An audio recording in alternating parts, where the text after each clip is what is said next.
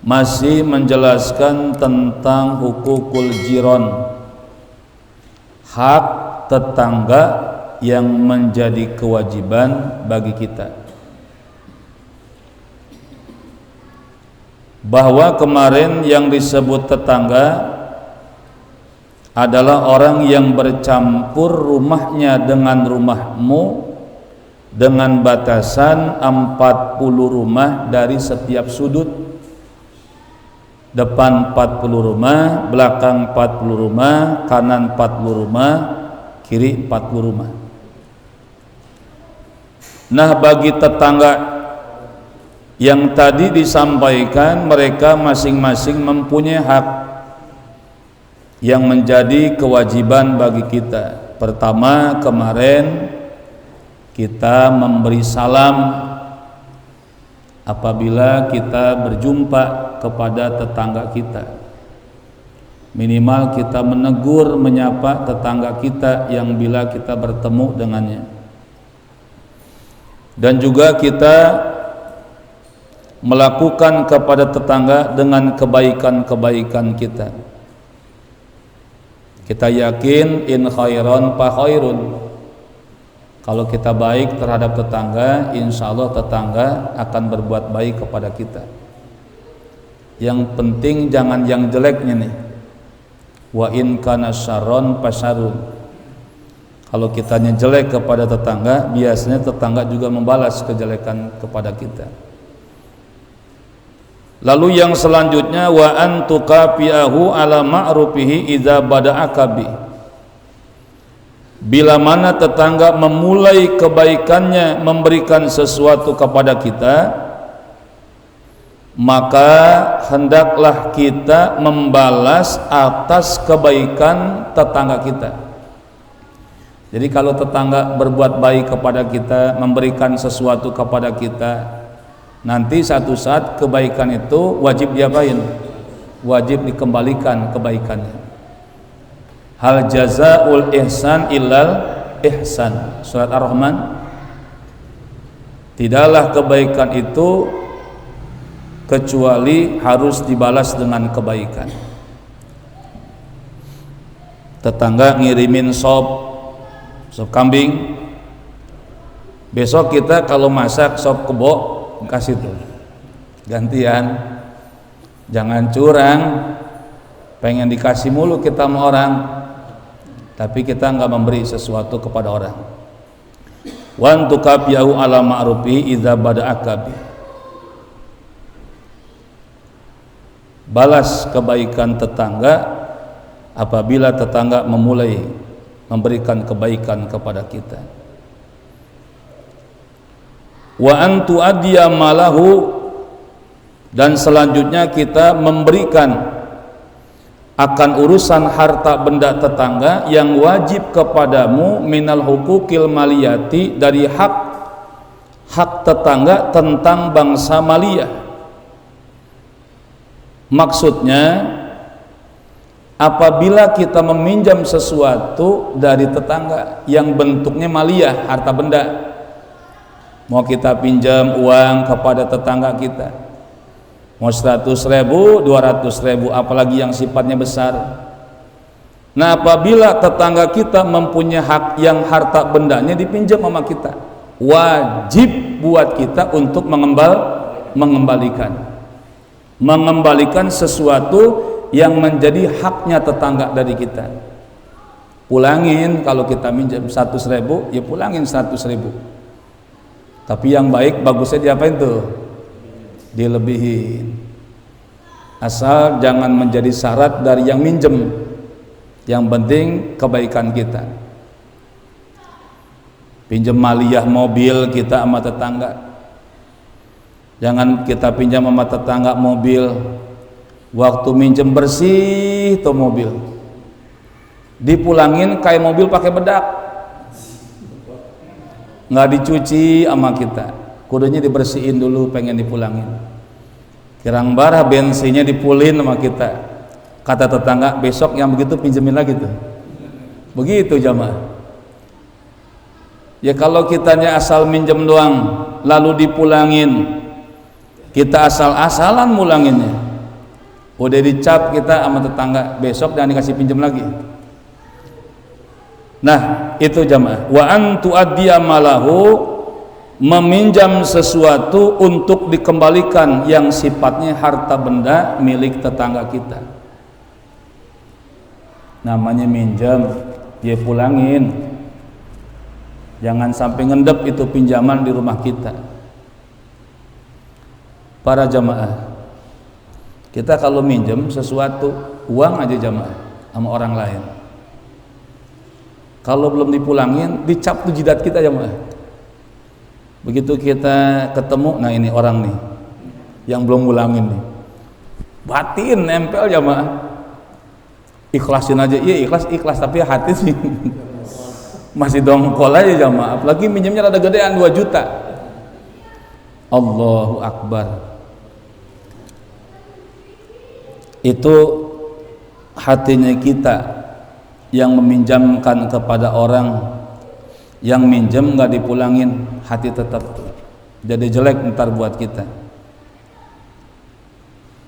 Wa anta'udahu idza marido, apabila tetangga kita dalam keadaan sakit, maka hendaklah engkau menjenguk kepada tetangga, karena menjenguk kepada tetangga yang sakit haknya tetangga kita yang menjadi kewajiban buat kita. Wajib ngatunya datang kita. Siapa orang yang datang kepada orang yang sedang sakit, maka setiap langkahnya seperti dia sedang berjalan di taman-taman surganya Allah. Dan tidaklah dia bertemu dengan orang yang sakit ketika menjenguk, maka kecuali Allah akan gugurkan dosa-dosanya, digugurin dosa-dosanya itu. Penting jamaah untuk kita menjenguk kepada tetangga kita tatkala tetangga kita dalam keadaan sakit. Tuh, jangan sampai kita jelek terhadap tetangga kita. Kalau orang pindah-pindah rumah terus, ntar pindah tanda tuh sama tetangganya jelek mulu. Bentar pindah lagi, nggak betah di satu tempat. Kurang menyesuaikan dan tidak bisa menyesuaikan kepada tetangga-tetangga yang ada. Saya punya orang tua, kata ibu, Bu Haji, alhamdulillah Haji katanya, mama barang bertetangga sama orang lain, nggak punya musuh, nggak ninggalin musuh kepada orang yang kita tinggalin dalam bertetangga.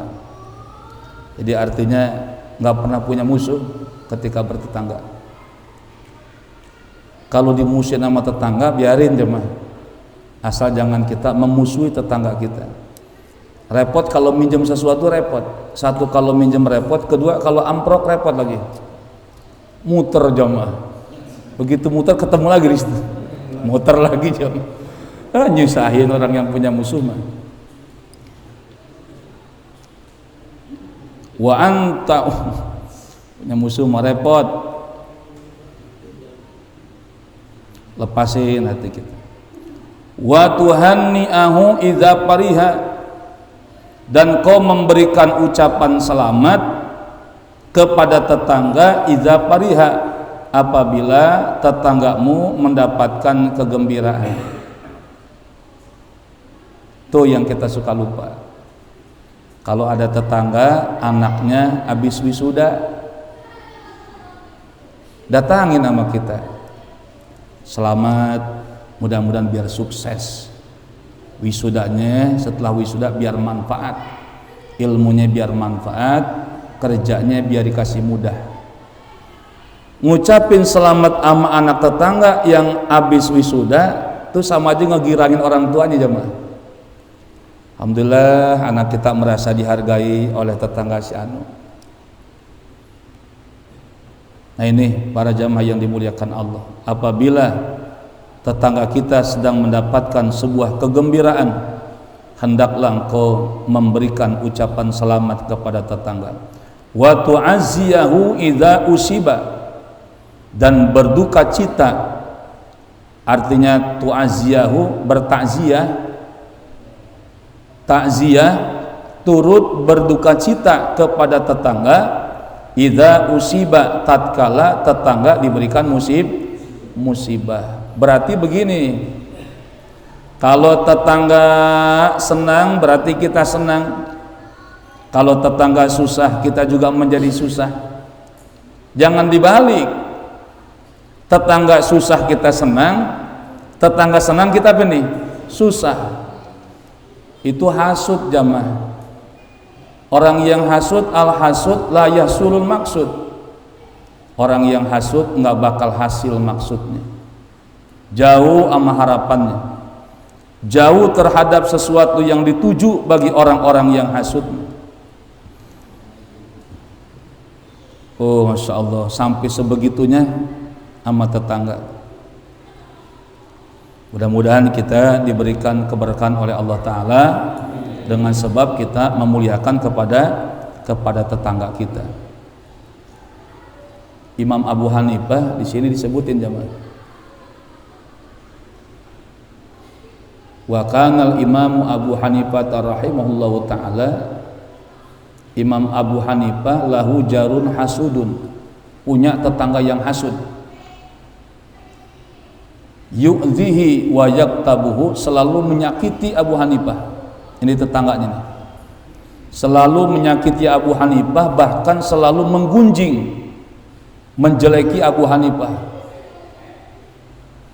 Walakinnahu sabirun alaihi, tetapi Abu Hanifah bersabar atas rasa sakit hatinya dari tetangganya. Disabarin maksudnya, sabarin Abu Hanifah walaupun mempunyai tetangga yang hasud, yang selalu menyakiti kepada Abu Hanifah.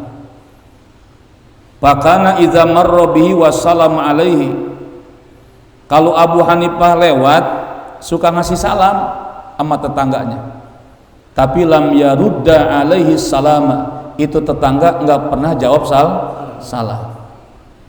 Hati-hati nih zamannya. Urusan kekesalan hati jangan sampai diperlihatkan sama orang lain, yang akibatnya orang lain nanti akan mengecap kepada kita. Sekesal-kesalnya kita sama orang lain jangan diperlihatkan di depan orang lain, nanti orang lain menganggap jelek kepada kita.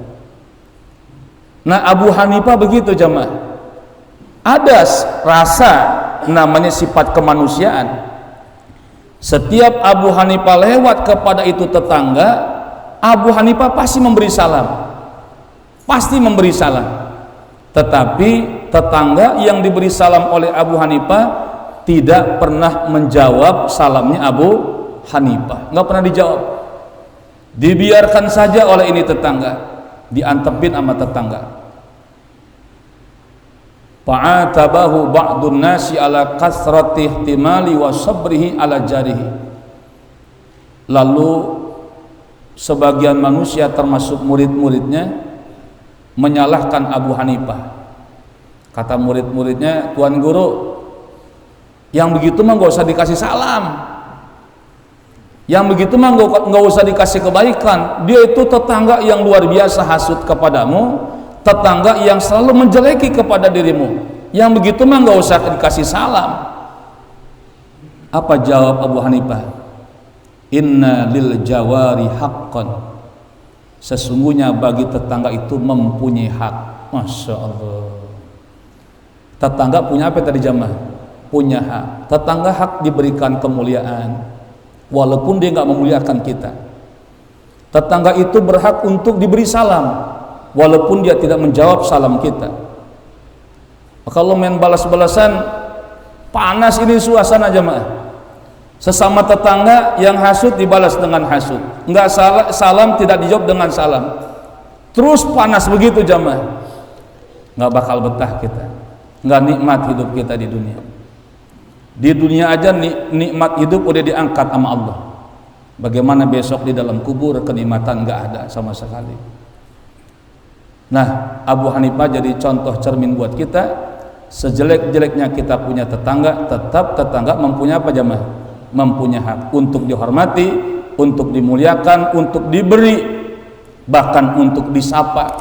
Sekalipun merengut di depan kita, tetap tetangga mempunyai hak dari kewajiban buat kita.